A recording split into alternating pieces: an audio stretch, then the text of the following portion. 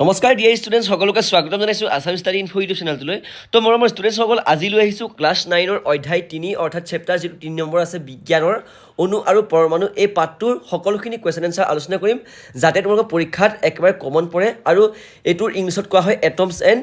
মলিকুলাৰ্ছ ঠিক আছে তো তোমালোকে অণু আৰু পৰমাণুৰ বিষয়ে আজি এইটো ভিডিঅ'ৰ মাধ্যমেৰে সকলোখিনি ক্লিয়াৰ হৈ যাব এইটো চেপ্টাৰ 3 নম্বৰ চেপ্টাৰটো ক্লিয়াৰ হৈ যাব আৰু যাতে তোমালোকে বেলেগ এক্সট্ৰা নোটবুক কিনিব দৰকাৰ নাই তোমালোকে এই ভিডিঅ'টোৰ পৰাই গোটেইখিনি কুৱেশ্যন পাই যাবা ঠিক আছে নতুনকৈ চেনেলটো ছাবস্ক্ৰাইব কৰি ভিডিঅ'টো এটা লাইক কৰি দিবা আৰু নিজৰ বন্ধু বান্ধৱীসকলে শ্বেয়াৰ কৰি দিবা তো চেনেলটো ছাবস্ক্ৰাইব কৰিবা এটা কাৰণে তোমালোকৰ কাৰণে এনেকুৱা ধৰণৰ প্ৰতিটো চেপ্টাৰৰ কুৱেশ্যন এনচাৰ মই লৈ আহোঁ আৰু তোমালোকৰ কাৰণে ইম্পৰ্টেণ্ট কুৱেশ্যন এনচাৰো লৈ আহোঁ তো মৰমৰ ষ্টুডেণ্টসকল তোমালোকে ভিডিঅ'টো অকণ স্কিপ নকৰিবা আৰু এতিয়া এটা কাম কৰা তোমালোকে নিজৰ বহীখন উলিয়াই লিখি লোৱা যাতে তোমালোকৰ স্কুলত হোমৱৰ্ক দিয়াৰ আগতে তোমালোকে কুৱেশ্যনখিনি কৰি ল'ব পাৰা আৰু এতিয়াই তোমালোকে নোটখিনি বনাই ল'ব পাৰা আৰু মই গোটেইখিনি কুৱেশ্যন তোমালোকক বুজাই দিম ঠিক আছে তো লেটছ ষ্টাৰ্ট আমি কুৱেশ্যনকেইটা আলোচনা কৰিছোঁ তো মৰমৰ ষ্টুডেণ্টসকল তোমালোকৰ প্ৰথমতে আহিলে প্ৰশ্নাৱলী তো প্ৰশ্নাৱলী প্ৰথমটো কুৱেশ্যন আছে পাৰমাণৱিক ভৰৰ এককৰ সংজ্ঞা দিয়া আৰু এইটো যিটো কুৱেশ্যন তোমালোকে জনাটো অত্যন্ত গুৰুত্বপূৰ্ণ আৰু এইটো কুৱেশ্যন খুবেই ইম্পৰ্টেণ্ট উত্তৰটো হৈছে C12 এটা পৰমাণু ভৰৰ ঠিক 12/1 অংশৰ সমান ভৰকে এক পাৰমাণৱিক ভৰ বুলি কোৱা হয় তো তোমালোকে গম পালা যে পাৰমাণৱিক ভৰৰ এককৰ সংজ্ঞাটো কি তো তোমালোকৰ পৰীক্ষা যদি এইটো কুৱেশ্যন আহে তেতিয়া তোমালোকে লিখিবা যে C12 এটা পৰমাণুৰ ভৰৰ ঠিক 12/1 অৰ্থাৎ 12/1 অংশৰ সমান ভৰকে কি বুলি কোৱা হয় আমি পাৰমাণৱিক ভৰৰ একক বুলি আমি কোৱা হয় ঠিক আছে এইটো কুৱেশ্যন তোমালোকৰ ক্লিয়াৰ পাৰমাণৱিক ভৰৰ এককটো তোমালোকৰ ক্লিয়াৰ পৰীক্ষাত এইটো 1 নম্বৰীয়া কুৱেশ্যন আহিব তাৰপিছত 2 নম্বৰ কুৱেশ্যনটো আহিলে খালী চকুৰে পৰমাণু এটা দেখা সম্ভৱ নহয় নেকি নহয় কিয় বুলি কৈছে নহয় নেকি বুলি ক'লেও একেটা কুৱেশ্যনে তোমালোকে পৰি যায় তো 2 নম্বৰ কুৱেশ্যনটো কৈছে যে খালী চকুৰে পৰমাণু এটা দেখা সম্ভৱ নহয় কিয় তো উত্তৰটো তোমালোকে লিখিবা যে খালী চকুৰে পৰমাণু এটা দেখা সম্ভৱ নহয় কাৰণ পৰমাণুবোৰ বহু ক্ষুদ্ৰ হয় যাক আমি অনুবীক্ষণ যন্ত্ৰৰ দ্বাৰাহে চাব পাৰোঁ অণুবোৰ পৰমাণুৰে গঠিত হয় আৰু যিহেতু পৰমাণুবোৰ আমি খালী চকুৰে দেখা নাপাওঁ গতিকে পৰমাণুবোৰ আটাইতকৈ ক্ষুদ্ৰ আৰু আমি ইয়াক দেখা নাপাওঁ তোমালোকে কথাখিনি বুজি ল'বা যে আমি যিহেতু পৰমাণুসমূহ চকুৰে দেখিব নোৱাৰোঁ খালী চকুৰে তাক আমি অনুবীক্ষণ যন্ত্ৰৰে কিন্তু চাব পাৰিম যিটো অনুবীক্ষণ যন্ত্ৰৰ দ্বাৰা আমি সৰু বস্তুবিলাকক ডাঙৰ কৰি দেখিব পাৰোঁ ঠিক আছে তোমালোকে যিকোনো ধৰণৰ ভাইৰাছসমূহ তোমালোকে অনুবীক্ষণ যন্ত্ৰৰ দ্বাৰা তোমালোকে চাব পাৰিবা চ' এইটো কথাই কোৱা হৈছে যে খালী চকুৰে আমি পৰমাণু এটা দেখা সম্ভৱ নহয় পৰমাণুসমূহ একেবাৰে ক্ষুদ্ৰ ক্ষুদ্ৰ কণিকা টাইপৰ হয় এটা ভাইৰাছৰ দৰে একে চেম টু চেম হয় এটা বেক্টেৰিয়াৰ দৰে একেই হয় পৰমাণুবোৰ ঠিক আছে অণুবোৰ আৰু তোমালোকে এইটো কথা বুজি পাইছা তো এইটো কুৱেশ্যন আমি ক্লিয়াৰ কৰি দিছোঁ তাৰপিছত নেক্সট কুৱেশ্যনটো আহিলে যে 3 নম্বৰ কুৱেশ্যনটো সংকেত লিখা 1 নম্বৰত আছে sodium oxide aluminium chloride sodium sulphide আৰু 4 নম্বৰত আছে মেগনেছিয়াম হাইড্ৰক্সাইড তো তোমালোকে এই 4টা তোমালোকে চাই ল'বা ছ'ডিয়াম অক্সাইড তোমালোকে Na2O বুলি লিখিবা 2 নম্বৰ আছে এলুমিনিয়াম ক্লৰাইডটো হ'ব সংকেতত AlCl3 তো তোমালোকে সংকেতসমূহ এতিয়াই মনত ৰাখি যোৱা তোমালোকে যেতিয়া ফাৰ্ষ্ট ইয়েৰ ছেকেণ্ড ইয়েৰ পঢ়িবা তেতিয়াই তোমালোকে এই সমীকৰণসমূহ এই সংকেতসমূহ তোমালোকৰ অত্যন্ত গুৰুত্বপূৰ্ণ হ'ব তোমালোকে যেতিয়া ছায়েন্সত ল'বা ছায়েন্স যেতিয়া পঢ়িবা যেতিয়া তোমালোকে হাই ছেকেণ্ডেৰী পৰীক্ষা দিবা তাৰপিছত যেতিয়া ছায়েন্স পঢ়িবা তেতিয়া তোমালোকৰ এইখিনি সংকেতখিনি অত্যন্ত গুৰুত্বপূৰ্ণ আৰু তোমালোকে এইখিনি বুজি পাব লাগিব পাছত তোমালোকে ফাৰ্ষ্ট ইয়েৰ ছেকেণ্ড ইয়েৰ এইখিনি সংকেত নুবুজায় আৰু তোমালোকে এইখিনি ক্লাছ 9-10তে পঢ়ি যাব লাগিব ঠিক আছে তাৰ পাছৰ কুৱেশ্যন তোমালোকে চাবা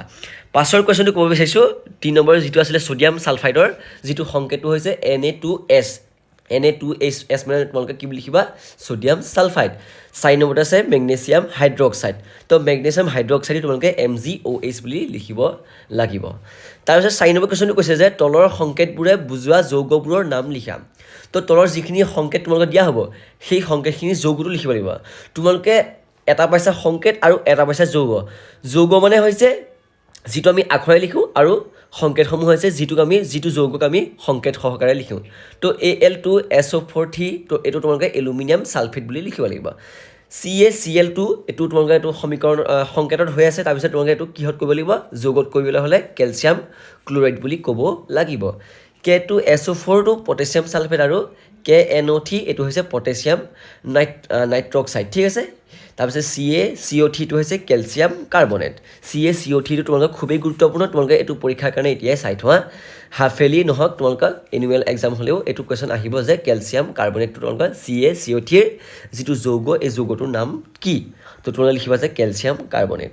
5 নম্বৰ কুৱেশ্যনটো আহিলে ৰাসায়নিক সংকেত পদটোৰ দ্বাৰা কি বুজোৱা হৈছে তো মৰমৰ বন্ধু বান্ধৱীসকল তোমালোকে এইখিনি কুৱেশ্যন ভালদৰে এতিয়াই লিখি লোৱা যদি তোমালোকে থাকি গৈছে তেনেহ'লে তোমালোকে মই স্পীড ক'ব পাৰোঁ মই তোমালোকৰ কম সময়ত গোটেইখিনি কুৱেশ্যন ক্লিয়াৰ কৰিবলৈ চেষ্টা কৰিছোঁ এনেই তোমালোকে আধা ঘণ্টা 2 ঘণ্টা টাইম নলওঁ চ' তোমালোকে কম সময়তে 15-20 মিনিটৰ ভিতৰত তোমালোকে গোটেইখিনি কুৱেশ্যন ক্লিয়াৰ কৰিলা এই পাৰ্টটো এতিয়াই ক্লিয়াৰ কৰি যোৱা চ' তোমালোকে যদি কিবা থাকি গৈছে তেনেহ'লে তোমালোকে ভিডিঅ'টো ৰখাই লৈ লিখি ল'বা ঠিক আছে 5 নম্বৰ কুৱেশ্যন কৈছে যে ৰাসায়নিক সংকেত পদটোৰ দ্বাৰা কি বুজোৱা হৈছে তো মৰমৰ বন্ধুসকল তোমালোকক মই এটা কথা কোৱা নাই তোমালোকে আমাৰ হোৱাটছএপ চেনেলত জইন হ'বা ডেছক্ৰিপশ্যনত লিংক আছে নহ'লে কমেণ্ট বক্সৰ পিনটোতে আছে তোমালোকে হোৱাটছএপ চেনেলত জইন হ'লে তোমালোকৰ বহুতখিনি লাভ হ'ব যিহেতু মই তাত আমি ইম্পৰ্টেণ্ট কুৱেশ্যন এনচাৰ লগতে কিছুমান আপডেট দি থাকোঁ পৰীক্ষাৰ লগত তোমালোকে সেইখিনি পাই থাকিবা আমাৰ হোৱাটছএপ চেনেলত তো তোমালোকে লিংকত গৈ হোৱাটছএপ চেনেলটো জইন হৈ ল'বা উত্তৰটো আহিলে ৰাসায়নিক সংকেত পদটোৱে যুগ এটাৰ অণু গঠনৰ সাংকেতিক চিহ্ন বুজায় যুগটোত থকা পৰমাণুটোৰ অনুপাত নিৰ্ণয় কৰা তো নিৰ্ণয় কৰা নহয় কৰে ৰাসায়নিক সংকেত পদটোৱে যুগ এটাৰ অণু গঠনৰ সাংকেতিক চিহ্ন বুজায় যুগটোত থকা পৰমাণুটোৰ অনুপাত নিৰ্ণয় কৰে এইটো কি হৈছে কুৱেশ্যনটো কৈছিলে যে তোমালোকৰ ৰাসায়নিক সংকেত পদটোৰ দ্বাৰা কি বুজোৱা হৈছে তো তোমালোকে এইটো উত্তৰ লিখি দিবা পাৰফেক্ট তোমালোকে 1 নম্বৰ পাই যাবা ঠিক আছে এইটো কুৱেশ্যন 1 নম্বৰ অহাটো প্ৰায় চান্স থাকে কিন্তু 2 নম্বৰ কেতিয়াবা আহে ঠিক আছে 6 নম্বৰ কুৱেশ্যনটো আহিলে কেইটাকৈ পৰমাণু আছে তো তোমালোকৰ তলত যিটো সমীকৰণ দিয়া আছে ইয়াত কেইটাকৈ পৰমাণু আছে H2S অণু আৰু তো তোমালোকে উত্তৰ লিখিবা ইয়াত দুটা হাইড্ৰজেন পৰমাণু আৰু এটা সালফাৰ পৰমাণু আছে তো এই যিটো তোমালোকে সংকেত পালা মই সমীকৰণ বুলি কৈ আছোঁ তো এইটো তোমালোকে কিছুমান ভুল হৈ যাব পাৰে মই স্পীড কৈছোঁ যিহেতু তো তোমালোকে এইটো শুদ্ধ কৰি ল'বা ঠিক আছে H2S বুলি কোৱা হৈছে এই যিটো তোমালোকৰ সংকেত এই সংকেতটোত কেইটা পৰমাণু আছে উত্তৰটো হৈছে ইয়াত দুটা হাইড্ৰজেন পৰমাণু আৰু এটা সালফাৰ পৰমাণু আছে ঠিক আছে তোমালোকে ইয়াত দেখিছাই H2 লিখা আছে তো ইয়াত হাইড্ৰজেন দুটা আছে তো S এটাই আছে চ' তোমালোকে S মানে হৈছে সালফাৰ তোমালোকে গম পাই আৰু H মানে হৈছে হাইড্ৰজেন ঠিক আছে একেবাৰে সহজ এইবিলাক আৰু তোমালোকক কি ক'ম একেবাৰে সহজ কুৱেশ্যন তাৰপিছত কুৱেশ্যন কৈছে যে PO3 ওপৰত 3 মাইনাছ আছে তাৰপিছত তলত আছে 4 আয়নত তো উত্তৰটো হৈছে ইয়াত এটা ফসফৰাছ পৰমাণু আৰু 3টা অক্সিজেন পৰমাণু আছে তো তোমালোকে ইয়াত দেখিছা P এটাই আছে P মানে হৈছে ফসফৰাছ O মানে হৈছে অক্সিজেন তো অক্সিজেন 3টা আছে ঠিক আছে তো এইটো কুৱেশ্যন ক্লিয়াৰ 7 নম্বৰ কুৱেশ্যনটো আহিলে H2O2 Cl2 CO2 CH4 CH2 C2H6 C2H4 NH3 আৰু এইটো তোমালোকে এই সংকেতসমূহৰ আণৱিক ভৰ গণনা কৰিব লাগিব তো আণৱিক ভৰ তোমালোকে চাবা Hৰ পাৰমাণৱিক ভৰ হৈছে 1 H2ৰ আণৱিক ভৰ হৈছে 2 × 1 = 2U তো Oৰ পাৰমাণৱিক ভৰ হৈছে তোমালোকৰ 1 × 6 O2ৰ আণৱিক ভৰ হৈছে 2 × 16 তো = 32U সেম টু সেম গোটেইকেইটা তোমালোকে এইটো এই ধৰণে গোটেইকেইটা উলিয়াই দিবা তো তোমালোকে জানিব লাগিব যে তোমালোকৰ কিতাপতে আছে Hৰ মানে হাইড্ৰজেনৰ পাৰমাণৱিক ভৰ অক্সিজেনৰ পাৰমাণৱিক ভৰ এই সময় তোমালোকে যিসমূহ মানসমূহ তো মানসমূহ তোমালোকে প্ৰথমতে মুখস্থ কৰি ল'ব লাগিব এই মানসমূহ তোমালোকে ভালদৰে কিতাপখন উলিয়াই ভালদৰে গোটেইখিনি মুখস্থ কৰি ল'বা তো ইয়াত যেনেদৰে তোমালোকে চোৱা Clৰ পাৰমাণৱিক ভৰ তোমালোকৰ 35.5 হয় তো তোমালোকে এইটো মনত ৰাখিলে গোটেই অংকটো কৰিব পাৰিবা 2 লগত এইটো পূৰণ কৰি দিবা তো 2 × 35.5 = 71U ঠিক আছে এইকেইটা একেবাৰে সহজ তোমালোকে গোটেইকেইটা উত্তৰকেইটা মই দেখাই দিছোঁ বাৰু তোমালোকে কিন্তু এই যিটো পাৰমাণৱিক ভৰৰ যিটো মান তোমালোকে এই মানকেইটা তোমালোকে মুখস্থ ৰাখিবা ঠিক আছে তাৰপিছত মই গোটেইকেইটা তোমালোকে চাই লওঁ আৰু মই উত্তৰটো তোমালোকে দেখাই দিছোঁ ঠিক আছে চিৰ পাৰমাণৱিক ভৰ হৈছে 12 সেইটো তোমালোকে অলৰেডি পাই আহিছা এনৰ পাৰমাণৱিক ভৰটো হৈছে 14 তেনেদৰে গোটেইকেইটা তোমালোকে চেম টু চেম আৰু একেবাৰে সহজ কুৱেশ্যন ঠিক আছে তো এনৰ পাৰমাণৱিক ভৰ এইটো কুৱেশ্যন তোমালোকে অলপ গুৰুত্বপূৰ্ণভাৱে চাবা এনৰ পাৰমাণৱিক ভৰ হৈছে 14 Hৰ পাৰমাণৱিক ভৰ হৈছে 1 যিহেতু তোমালোকে সমীকৰণটো দিয়া হৈছে NH3 তো তোমালোকে এনৰ পাৰমাণৱিক ভৰো উলিয়াব লাগিব আৰু Hৰ পাৰমাণৱিক ভৰো তোমালোকে উলিয়াব লাগিব মানে এক্সট্ৰা কৰিব লাগিব তো NH3 আণৱিক ভৰ হৈছে তোমালোকৰ = 1 × 14 যিহেতু ইয়াত n তোমালোকে দেখিছা এটা আছে তো 1 × 14 কৰিব লাগিব মানে তোমালোকে এনৰ যিটো পাৰমাণৱিক ভৰ 14 পাইছিলা তো 1 × 14 কৰিবা প্লাছ বুলি লিখিবা লিখি লৈ ইয়াত যেহেতু হাইড্ৰজেন 3টা আছে তো 3 × তোমালোকে 1 যেহেতু পাইছিলা পাৰমাণৱিক ভৰ তো 1 টো তোমালোকে বহাই দিলে 14 + 3 = 17U তোমালোকে উত্তৰটো পাই যাবা ঠিক আছে তেনেদৰে এইটো কুৱেশ্যন কৰিবা একেবাৰে সহজ এইকেইটা কুৱেশ্যন খালি তোমালোকে মনত ৰাখিব লাগিব পাৰমাণৱিক ভৰকেইটা 5ৰ কুৱেশ্যনটো আহিলে 8 নম্বৰ কুৱেশ্যনটো ZnO Na2O আৰু K2CO3ৰ সংকেত গোট ভৰ গণনা কৰা পৰত পাৰমাণৱিক ভৰবোৰ হ'ল Zn = 65U Na = 23U K = 39U C = 12U আৰু O = 16U তো উত্তৰটো তোমালোকে চাবা Znৰ পাৰমাণৱিক ভৰ Kৰ পাৰমাণৱিক ভৰ COO Znৰ পাৰমাণৱিক ভৰ গোটেইখিনি পাৰমাণৱিক ভৰ তোমালোকে প্ৰথমতে গোটেইখিনি মানখিনি প্ৰথমতে বহাই দিবা চ' তোমালোকে মই কৈ আছোঁ এইকেইটা তোমালোকে ভৰকেইটা মনত ৰাখিব লাগিব তো তোমালোকে এইকেইটা ভৰ মনত ৰাখিবলৈ হ'লে তোমালোকে এখন চাৰ্ট পাবা তোমালোকে কিতাপতে আছে চ' তোমালোকে এইকেইটা কুৱেশ্যন মনত ৰাখি ল'বা তাৰপিছত তোমালোকে ZNOৰ পাৰমাণৱিক ভৰ ছেম টু ছেম আৰু গোটেইকেইটা কুৱেশ্যন এতিয়া তোমালোকে একে ছেম টু ছেম আগৰ যিটো অংক পাইছিলে সেইটো দৰে তোমালোকে গোটেইকেইটা কৰি দিবা 9 নম্বৰ কুৱেশ্যনটো চোৱা তোমালোকে যদি কিবা বুজি নোপোৱা তেনেহ'লে মোক কমেণ্ট বক্সত জনাবা কমেণ্ট বক্সত মই অন কৰি থোৱাই আছে কিন্তু এইকেইটা কুৱেশ্যন একেই কাৰণে মই স্কিপ কৰি দিছোঁ তো তথাপিতো মই উত্তৰকেইটা তোমাক দেখাই দিলোঁ 9 কুৱেশ্যনটো আহিলে 1 মল কাৰ্বন পৰমাণু ভৰ 12 গ্ৰাম হ'লে এটা কাৰ্বন পৰমাণুৰ ভৰ গ্ৰামত কিমান হ'ব তোমালোকে গ্ৰামত উলিয়াব লাগিব এইটো কুৱেশ্যন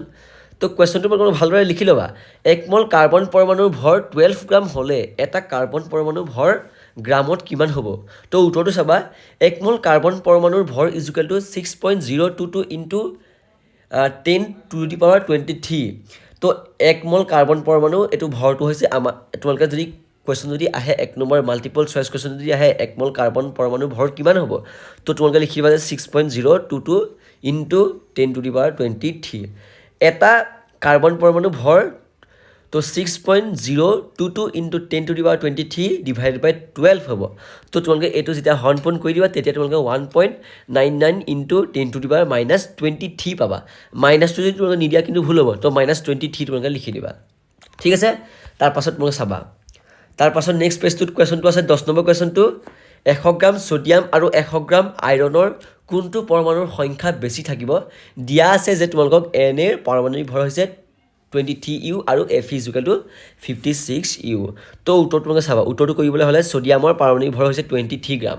তো 1 মল ছ'ডিয়াম ভৰ is equal to 23 গ্ৰাম তাৰপিছত তোমালোকে লিখিবা যে এইকেইটা আমি অলৰেডি পাই আহিছোঁ দিয়া আছে তাৰপাছত তোমালোকে লিখিবা 23 গ্ৰাম ছ'ডিয়ামত থকা পৰমাণুৰ সংখ্যা হৈছে 6.022 into 23 to the power 23 divided by 10 is equal to তোমালোকে কৰিব লাগিব 100 গ্ৰাম ছ'ডিয়ামত থকা পৰমাণুৰ সংখ্যা 6.022 into 23 divided by 10 into 23 into 100 তো ইজ ইকুৱেল টু তোমালোকে কৰিব লাগিব হৰণ কৰি দিয়াৰ লগে লগে তোমালোকে 2.61 ইনটু 10 টু দি পাৱাৰ 24 উত্তৰটো পাই যাবা তাৰপাছতে ইয়াত নেক্সট টু কুৱেশ্যন আহিব আইৰণৰ পাৰমাণৱিক ভৰৰ সংখ্যা তোমালোকে এইটো প্ৰথমতে উলিয়াব লাগিব তোমালোকে প্ৰথমতে এইটো কৰিলা প্ৰথমতে চোৱা তোমালোকে ছ'ডিয়ামৰ পাৰমাণৱিক ভৰ তোমালোকে উলিয়াই ল'লা তাৰপাছত তোমালোকে আইৰণৰ পাৰমাণৱিক সংখ্যা উলিয়াব লাগিব ঠিক আছে তো ছেম টু ছেম তোমালোকে মেথড কৰিব লাগিব তাৰপিছত তোমালোকে উত্তৰটো পাই যাবা তো তোমালোকে এইখিনি কুৱেশ্যনখিনি আৰু অনুপৰমাণুৰ কুৱেশ্যনখিনি তোমালোকে এইখিনিয়ে ভালদৰে চাবা আৰু বেলেগ চাবৰ দৰকাৰ নাই তোমালোকে এক্সট্ৰা নোটবুক জিবিডি ছাজেশ্যন হয় কিবাকিবি কিনি লাভ নাই তোমালোকে এইখিনি কুৱেশ্যনে চাবা তো আজিলৈ চেনেলটোত তোমালোকে ইমানেই কুৱেশ্যনখিনি লৈ আহিলোঁ অনুপৰমাণু আৰু তোমালোকে বাকী চেপ্টাৰসমূহ চাবৰ কাৰণে তোমালোকে চেনেলটো ছাবস্ক্ৰাইব কৰি থোৱা এতিয়াই ন'টিফিকেশ্যন বেলটো অলপ ক্লিক কৰি থোৱা ছাবস্ক্ৰাইব এটা কাৰণে কৰিবা তোমালোকৰ কাৰণে এনেকুৱা ধৰণৰ ইম্পৰ্টেণ্ট ভিডিঅ'সমূহ লৈ আহোঁ আৰু নিজৰ বন্ধু বান্ধৱীক শ্বেয়াৰ কৰি দিবা অণু আৰু পৰমাণু এটমছ এণ্ড মলিকুলাৰ্ছ তোমালোকৰ আজি শেষ হৈ গৈছে ধন্যবাদ আৰু বাকী চেপ্টাৰসমূহো তোমালোকে কুৱেশ্যন এনচাৰ চাবা ধন্যবাদ